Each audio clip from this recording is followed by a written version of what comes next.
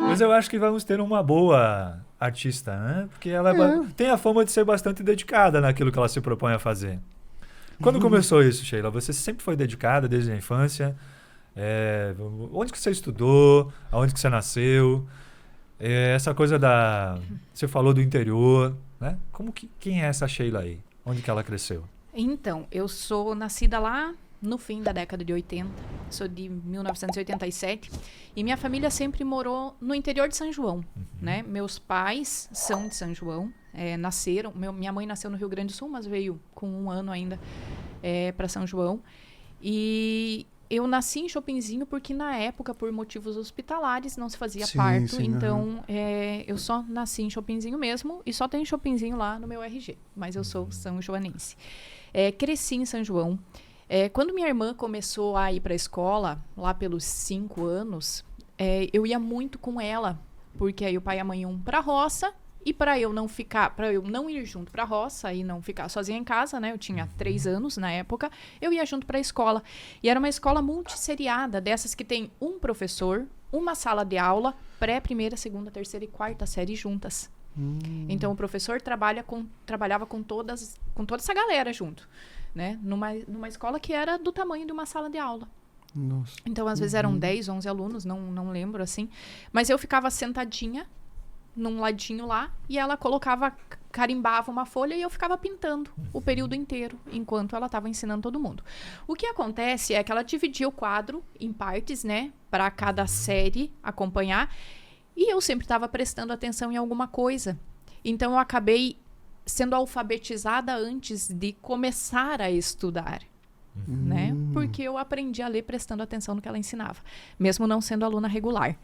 Então, aos 7 anos, meus pais... Nessa época, eu ia para a escola... eu e minha irmã íamos para essa escola porque para a gente pegar o ônibus para ir para a escola na cidade eram 7 quilômetros. Então, a gente ia... Eu sempre brinco, né? Que eu conto essa história, parece que eu tenho 80 anos e não 35. Mas a gente ia para a escola a cavalo, às vezes.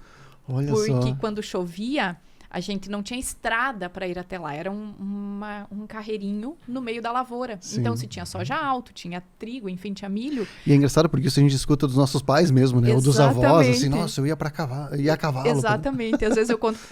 Parece história, mas não é. É verídico. Então, pela facilidade, inclusive, para que eu e minha irmã pudéssemos estudar, meu pai vendeu essa propriedade e comprou uma propriedade que ficava em outro lugar com acesso mais fácil. Então, aos 7 anos, em 94, eu e minha irmã entramos para a escola regular. Para a escola regular, que tinha um professor para cada série, né? E aí eu era 1 ano mais nova do que os alunos que estavam na segunda série. E aí, pela questão documental e legal, eu precisei repetir a segunda série. Eu concluí a segunda série em 94 e em 95 eu precisei refazer a segunda série. Aí, normalizei minha idade e aí segui. Quando eu entrei para a faculdade, então, eu falo que nem queria fazer fisioterapia, nem sabia o que era fisioterapia, né?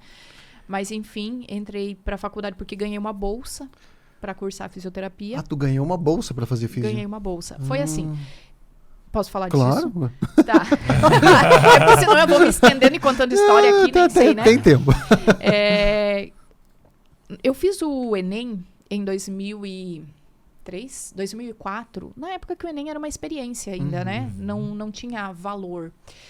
E nós recebemos na escola uma carta convite do governo federal dizendo que alguns alunos tinham tirado notas acima da média nacional, né, do Enem, e que esses alunos estavam sendo convidados a participar de um projeto, né, do governo federal, que era o ProUni.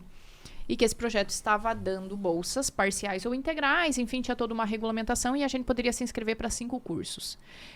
Eu queria fazer comunicação social, porque eu queria apresentar o Jornal Nacional. Uau! Né? Essa era a minha intenção. E eu falava assim, ó, né? Parecia que tinha 2 por dentro. E aí eu queria fazer comunicação social. Então eu acabei fazendo inscrições para História, Sistemas de informação, educação física, administração e fisioterapia, que era a minha última opção.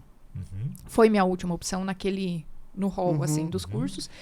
E como a minha média era relativamente alta, foi a que eu entrei, né? Então, eu ganhei a bolsa integral para fisioterapia. Eu tinha feito um vestibular, que foi aqui para a Unioeste, agora eu nem lembro se foi para economia doméstica ou ciências econômicas, que minha irmã já cursava ciências econômicas aqui.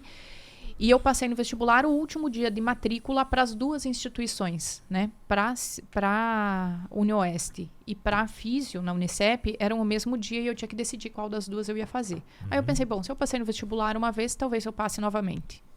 Né? A bolsa eu ganhei dessa vez. Então eu vou tentar fazer essa fisioterapia aí, que eu nem sei do que se trata. Né? E se não rolar, aí eu faço vestibular de novo e faço outra coisa. Aí, nesse momento, eu fui morar em Dois Vizinhos. Me formei morando em Dois Vizinhos. E aí, mudei para Beltrão. Tu muda para Beltrão na formatura, logo depois de se formar? Logo depois que eu me formei. Eu me formei, voltei para casa dos meus pais, fiquei lá por um período. E aí, eu vim passar uns dias na casa da minha irmã, que morava aqui. E aí, nesse passar uns dias, conheci não sei quem, que falou que não sei aonde estava precisando de uma fisioterapeuta. Eu levei um currículo e comecei a trabalhar. E tô aí até hoje.